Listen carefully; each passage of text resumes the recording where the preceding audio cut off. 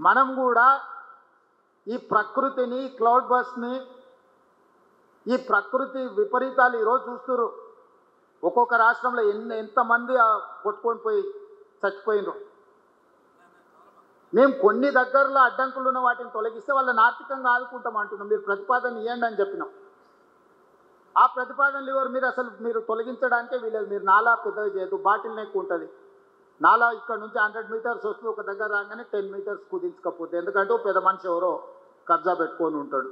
అది తొలగిస్తే ఆ పెద్ద మనిషికి కష్టం. ఆ పెద్ద మనిషి పెట్టుబడి పెట్టి సోషల్ మీడియాలో కొంతమందిని మూకలను తయారు చేసి ప్రభుత్వానికి వ్యతిరేకంగా చేస్తున్న పనికి తప్పుడు ప్రచారం ఇస్తే మీరు కూడా దాన్ని తెలిసి తెలవక ఫార్వర్డ్ చేస్తుంది.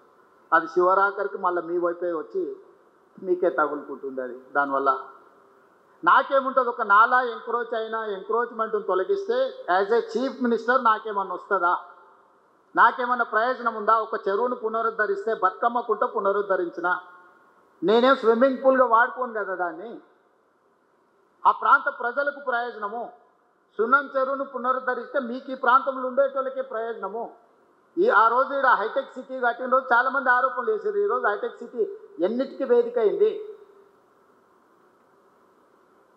ఇవన్నీ కూడా మీరందరూ విజ్ఞతతో ఆలోచన చేయాలి.